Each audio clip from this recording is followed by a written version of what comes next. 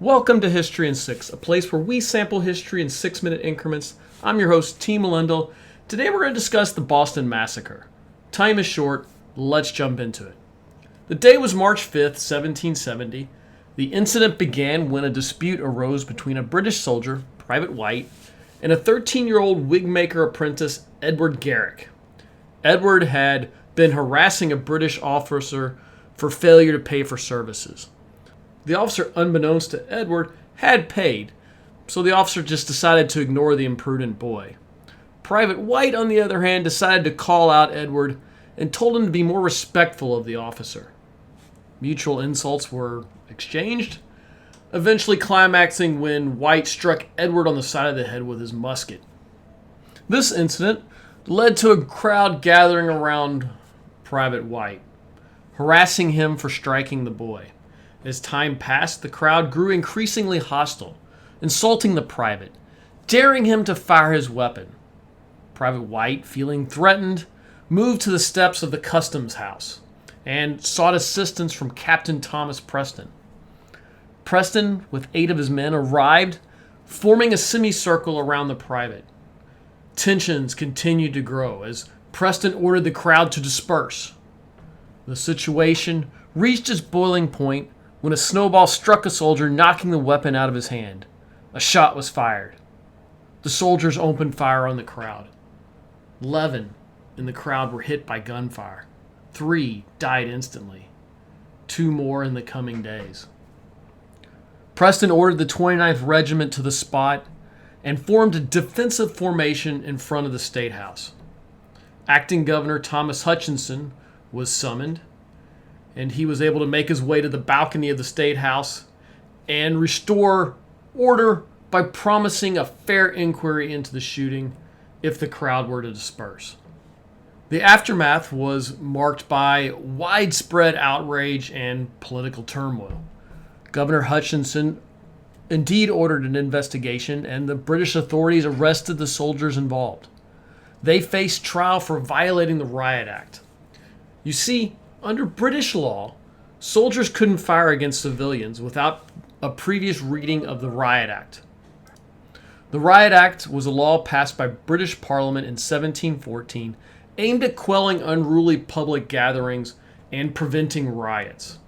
They gave authority to local officials to declare a group of 12 or more people illegally assembled. Officials then could read them the Riot Act, ordering the group to disperse. Within 1 hour, if the group didn't disperse, those remaining could be charged with a felony punishable by death. Also made it illegal for soldiers to fire on civilians without first reading the act. This opened soldiers up to charges of manslaughter and even murder. Thus, the soldiers were put on trial. In an interesting twist of irony, they were defended by one of the leading patriots, John Adams. Captain Prescott was tried first and acquitted after the jury was convinced he didn't order the troops to fire. The 8 soldiers' trial was a different matter, as they had fired upon civilians. Adams, though, argued that the soldiers felt their life was threatened and fired in self-defense. After 2.5 hours, the jury acquitted 6 of the soldiers and charged the remaining 2 with manslaughter, since evidence pointed to them firing directly into the crowd. As first-time offenders, they avoided a death sentence and instead were branded. Loyalists tried to downplay the event in the papers, while the Patriots did the opposite. The British government's handling of the incident, including the seeming failure to adequately punish those responsible, further inflamed colonial sentiment. John Adams, Joseph Warren, skillfully verbalized the debacle, which became known as the Boston Massacre. Paul Revere made an iconic engraving of the scene, an inflammatory engraving for sure, that showed Preston ordering his men to fire. It also depicted rifles firing from within the customs house, which Paul labeled Butcher's Hall. The Boston Massacre marked a turning point, demonstrating the colonists' increasing willingness to confront British authority and the potential for violence to escalate tensions. It laid the groundwork for the coming American Revolutionary War. You see, the American Revolution was also a watershed moment in the history of media. For the first time, the power of the press played a pivotal role in shaping public opinion and influencing the course of a conflict. The colonists were media savvy.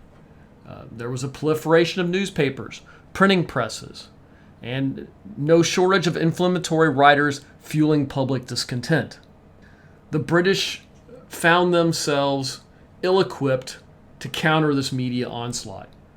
Traditional methods of control, such as sedition laws, proved ineffective against the tide of patriotic fervor. Ultimately, the colonists' mastery of media allowed them to shape the narrative and mobilize public support, contributing significantly to their eventual victory. If you've enjoyed this episode, tell a friend about us. Hit the like button.